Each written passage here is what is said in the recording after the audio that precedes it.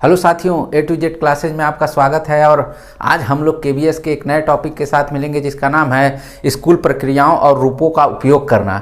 School प्रक्रियाओं और रूपों का उपयोग करना, कैसे स्कूल की क्या क्या प्रक्रियाएं हैं, किस किस तरह से उसके रूप चलते हैं और हम इसका बेहतर से बेहतर तरीके से कैसे उपयोग कर सकते हैं, ये सारी चीज़ें आज हमको जाननी है। कि ये कुछ टॉपिक है, कुछ महत्वपूर्ण पॉइंट है जो आपके केवीएस के सिलेबस में दिया हुआ है। उन्हीं टॉपिकों को, उन्हीं पॉइंटों को मैं यहाँ पे आपके सामने रख रहा हूँ और उन्हीं के बारे में आपको अच्छे से समझा दे रहा हूँ। जैसे एग्जाम में आपके प्रश्न आए, आप उनको बहुत ही आसानी से कर सकें। आई होप ये क्लास आपको बहुत अच्छे से समझ में आएगी अगर लास्ट तक आप बने रहेंगे। और जिन लोगों ने हमारे चैनल को सब्सक्राइब नहीं किया हो, वो सबसे पहले हमारे चैनल को सब्सक्राइब कर लें। ठीक, अब बात करते हैं हम अपने जो आज का टॉपिक है, स्कूल प्रक्रियाओं और रूपों का उपयोग करना, हम कैसे उपयोग कर सकते हैं। तो सबसे पहले हम यहीं पे उपयोग लिख ले रहे हैं जिससे आपको पता रहे कि किन किन चीज़ों का उपयोग करना है। स्कूल की जब प्रक्रिया स्टार्ट होती है तो सबसे पहले हम क्या बनाते हैं। अगर कोई स्कूल की प्रक्रिया होती है, मान लीजिए स्कूल बन गया, अब विद्यालय चलना है, स्टार्ट होना है, तो सबसे पहले विद्यालय में क्या बनता है? तो बनता है वार्षिक कैलेंडर। क्या बनता है? वार्षिक कैलेंडर। वार्षिक कैलेंडर। यहाँ वार्षिक कैलेंडर से आप लोगों के दिमाग में ये चल रहा होगा कि आपके घर में जो कैलेंडर 12 महीने का होता होगा, तो उसी कैलेंडर की सर यहाँ पे बात करेंगे।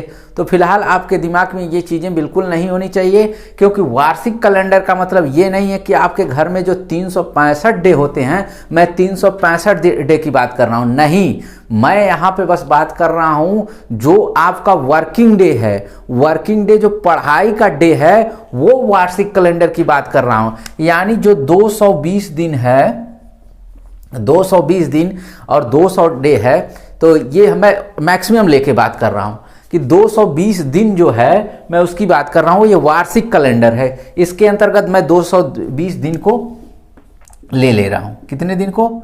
जो आपके वर्किंग डे के अंतर्गत आता है। इसमें क्या होता है कि भाई इस 220 दिनों को ही हम मान के एक वार्षिक कैलेंडर बनाएंगे। वार्षिक कैलेंडर का कि नामांकन के एंट्रेंस की प्रक्रिया क्या होगी, उसके लिए नामांकन कब होगा बच्चों का, किस क्लास में किस तरह की, अगर हम प्रतियोगी परीक्षाएं रखना चाहते हैं तो किस तरह की प्रतियोगी परीक्षाएं रखेंगे, कौन कौन से उसमें कौन से लोगों की ज़रूरत पड़ेगी इन सारी चीज़ों को कराने के लिए। हमारे विद्यालय में कौन कौन सा सब्जेक्ट है, उन सब्जेक्ट के अनुसार कौन कौन से टीचर रखे जाएंगे, किस तरह के टीचर रखे जाएंगे, उनको क्या काम सौंपा जाएगा, वो कार्य क्या करेंगे 220 दिनों के अंदर, वो सारे के सारे कार्य निपट जाएंगे। एडमिशन से लेके जो उनका नामांकन हो रहा है और परीक्षा फल तक का जो भी कार्य हो रहा है, ये 220 दिनों के अंदर होगा। यानी जब आपकी परीक्षा होने वाली है उसके पहले तक आपका पूरा का पूरा सिलेबस यहाँ पे 220 दिनों के अंदर वो कंप्लीट करा दिया जाएगा। वही वार्षिक कैलेंडर होता है। एक वर्ष भर में हम बच्चों को किस तरह से पढ़ाएंगे, किस तरह समझाएंगे और किस तरह से टेस्ट लेंगे, आगे की प्रक्रियाएं किस तरह से चलेंगी, ये वार्षिक कैलेंडर तय करते हैं। और वो क्या चीजें कब क्या करना है, वो एक कैलेंडर के अनुसार कार्य करते रहते हैं। ठीक, वो क्या, कौन से दिन में क्या करना है, कौन से दिन में क्या पढ़ाई करवानी। ये नहीं कि जैसे आप लोग बीएड की ट्रेनिंग चाहे बीटीसी की ट्रेनिंग में जाते हो तो एडमिशन होते ही आपको इंटर्नशिप के लिए नहीं भेजा जाता होगा, बिल्कुल नहीं भेजा जाता होगा। जैसे ही एडमिशन हुआ आपको इंटर्नशिप पे नहीं, पहले उसके बारे में आपको डिटेल से बताया जाता होगा कि ये सैद्धांतिक रूप से आपको माइक्रो टीचिंग है, ये आपकी विस्तृत पाठ्य योजना है। उसके बारे में सारी चीज़ें बताने के बाद आपको ऐसे जाके विद्यालय में बच्चों के साथ ऐसे पढ़ाना है, ये सारी चीज़ें सिखाने के बाद ही भेजा जाता है। ठीक वही बात इसमें वार्षिक कैलेंडर में तय होता है कि कब नामांकन होगा, कब पढ़ाई होगी, कब परीक्षा होगा, कब इनका परीक्षा फल घोषित होगा, उसी बीच में क्या क्या करना है वो सारे के सारे वर्ष भर के अंदर कर लेना। यानी इसमें पूरे वर्ष भर का बनाएंगे, जिसमें से 365 दिनों से हम 220 दिनों का ही उपयोग करेंगे। इसको वार्षिक कैलेंडर कहते हैं। दूसरे नंबर पे आता है समय सारणी। समय सारणी। समय सारणी क्या होता है? टाइम टेबल, जिसको अंग्रेजी में कहते हैं टाइम टेबल।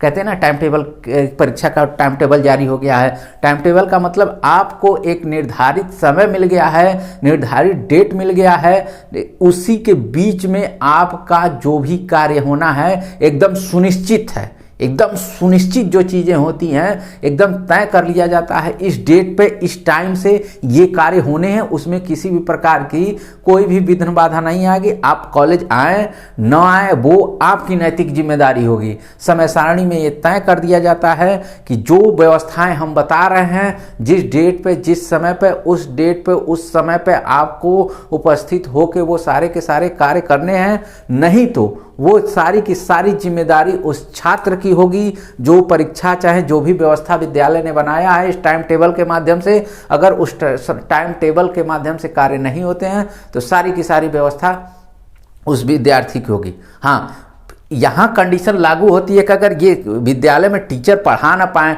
टीचर न समय से अपने कोर्सेज खत्म कर पाएँ, तो ये जिम्मेदारी टीचरों की भी होती है कि जो समय सारणी तय की गई है, मुझे 1 घंटी मिली है और रोज़ मुझे 220 दिनों में 1-1 घंटी यही मिलेगी, तो वो उतने दिन के अंदर वो उतने मिनट को सोच के अपने सिलेबस को भी ख़त्म करना ये बड़ा ज़रूरी है। उसके लिए समय सारणी तय रहती है कि कौन सी घंटी में कौन सा टीचर जाएगा। और ये कहा जाता है ना, बहुत ही इम्पॉर्टेंट होता है किसी भी विद्यालय के लिए, क्योंकि कक्षा का वितरण टाइम का वितरण इसी समय सारणी के माध्यम से किया जाता है। चाहे वो हम समय सारणी पढ़ाने के लिए उपयोग करें, चाहे कोई टेस्ट लेने के लिए उपयोग करें, चाहे कोई हम वार्षिक खेल करवाते हैं, चाहे अपने प्रतियोगिता करवाते हैं कोई, तो उसके लिए उपयोग करें, क्योंकि हमको 220 दिनों में समय सारणी को ध्यान रखे पढ़ाना, लिखाना, समझाना सब कुछ करना है। तो ये सारी चीज़ें समय सारणी तय करती है कि कौन से डेट पे, कौन से टाइम पे, कौन से कार्य होने हैं। ये समय सारणी में सारी की सारी चीज़ें मेंशन रहती है, सारी की सारी चीज़ें वहाँ पे आपको दिखाई देती है। तीसरा है शिक्षक अभिभावक संघ। कहते हैं शिक्षक अभिभावक बैठने का एक शिक्षक अभिभावक की बैठक, यानी हम कह सकते हैं PTA यानी parents teacher association, parents teacher association, ठीक, पेरेंट्स टीचर मीटिंग भी कहते हैं। तो बात वही हुई, पेरेंट्स टीचर की जहाँ मीटिंग होती है वो कहाँ, कौन सा स्थान है जहाँ पे पेरेंट्स मतलब माता पिता, और माता पिता किसके, उस विद्यार्थी के जो विद्यालय में पढ़ता उसके माता पिता या कोई अभिभावक, और टीचर जो उस विद्यार्थी को पढ़ाते हैं उनकी मीटिंग कहाँ होती है, तो वो मीटिंग उस निर्धारित समय में उस विद्यालय में होती है, जहाँ पे एक टीचर एक अभिभावक आके अपने बच्चे के बारे में, अपने बच्चों के बारे में बात करते हैं कि मेरा बच्चा इसमें देखिए ये पढ़ने में उसको दिक्कत है, तो टीचर बताता है, अपनी बातें रखता है कि उसको क्या दिक्कत है। चाहे वो बालक घर पे डरता है, यहाँ पे आके अपनी बात कहता है अपने घर परिवार का, तो टीचर भी कहता है कि देखिए परिवार का जो माहौल है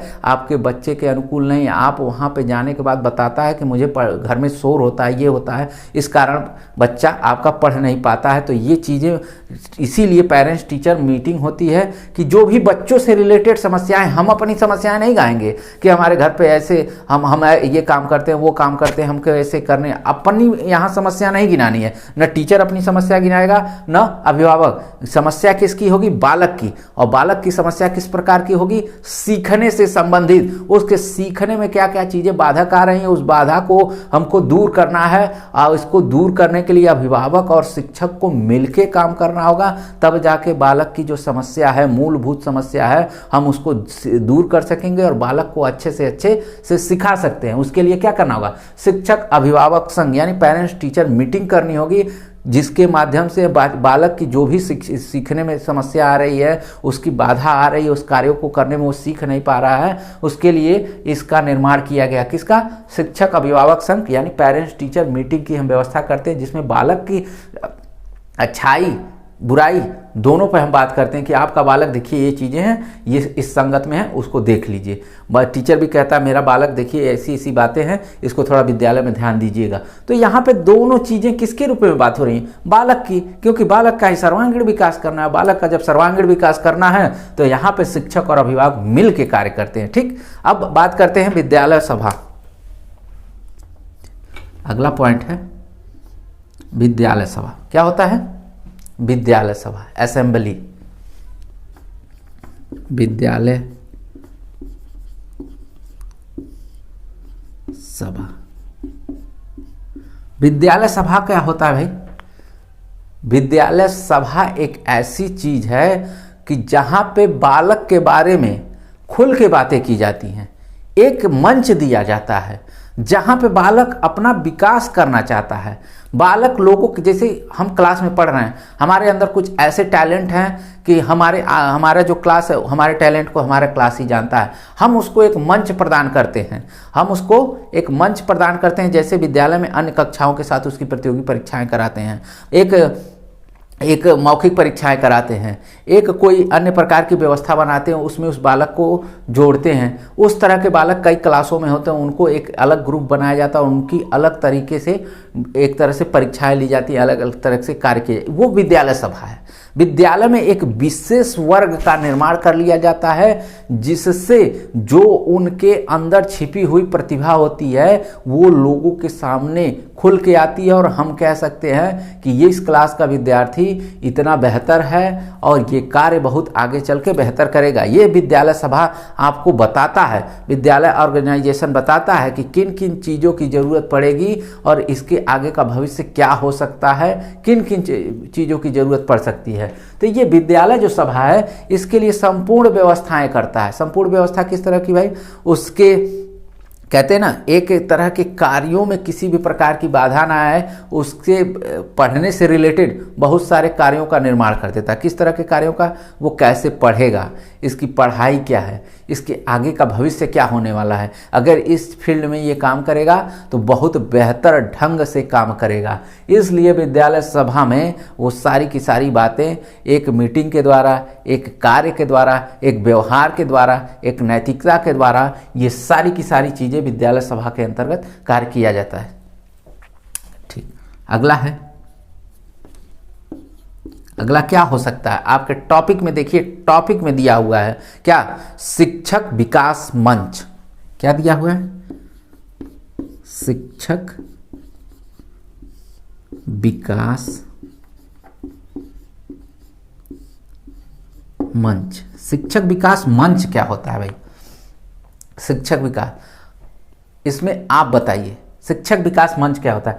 शिक्षक विकास मंच वो मंच होता है जिसमें हम योग्यता पे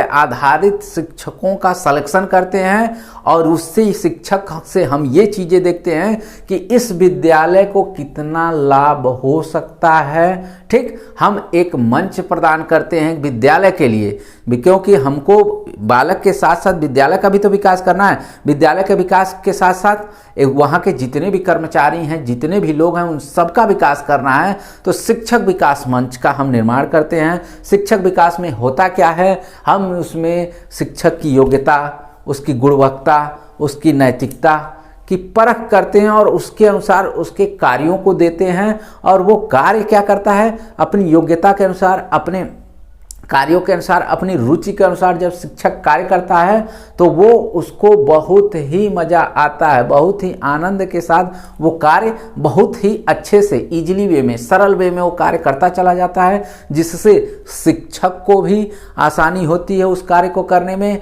विद्यालय का भी विकास उससे बहुत ज़्यादा होता है और जो बालक इसका मूल केंद्र होते हैं उनका उसमें सर्वांगीण विकास छुपा होता है, जिससे शिक्षक विकास मंच की स्थापना करने की जरूरत पड़ी हमको, जिसमें छात्र हित के साथ साथ शिक्षक हित भी समाहित रहता है। और वो एक मंच प्रदान करता है कि योग्यता के आधार पर उनके जो योग्यता है उनके आधार पर उनके कार्यों को दिया जाए और वो कार्य कितने इजी वे में करते हैं। ये शिक्षक विकास मंच आपको ये चीज़ें बताता है कि कैसे कार्य आप करते हैं, किस कार्य को बेहतर से बेहतर कर सकते हैं। तो ये सारी कि सारी की सारी चीज़ें आपको, ये चीज़ें कहते हैं ना कि स्कूल प्रक्रियाओं में जो रूप है उसका उपयोग कैसे करते हैं, तो इसी रूपों में आप देखिएगा इसका उपयोग हम कर सकते हैं। इन पांचों को आपके केबीएस के टॉपिक में, जो आपका टॉपिक है स्कूल प्रक्रियाओं और रूपों का उपयोग करने वाले में, उसमें ये 5 टॉपिक दिए हुए हैं और पांचों का यही व्याख्या हुआ। और इन व्याख्या के माध्यम से अभी तक आप लोगों को समझ में आ गया होगा कि क्या चीज़ें होती हैं। शिक्षक विकास मंच क्या होता है, विद्यालय सभा क्या होती है, शिक्षक अभिभावक संघ समय सारणी, इनकी जरूरत क्यों पड़ी, कैसे इसका वर्क क्या है, इसके कार्य कैसे हैं, और विद्यालय का विकास इसमें किस तरह से हो सकता है। आई होप ये सारी की सारी चीज़ें आपको बेहतर ढंग से समझ में आ गई होगी, और आशा करते हैं कि अगर आपको अच्छे से समझ में आ गई होगी तो इस क्लास को अगले तक जरूर शेयर करेंगे और अधिक से अधिक लोगों को वीडियो को दिखाएंगे जो केबीएस का पेपर देना चाहते हैं। पेपर बड़ा नज़दीक है, तो ये ध्यान रहे कि जल्दी से जल्दी, मैं कई लोगों का आग्रह आ रहा है जिनके माध्यम से मैं जल्द से जल्द ये आप लोगों का पेपर जो है ये ख़त्म करना चाहता हूँ। धन्यवाद।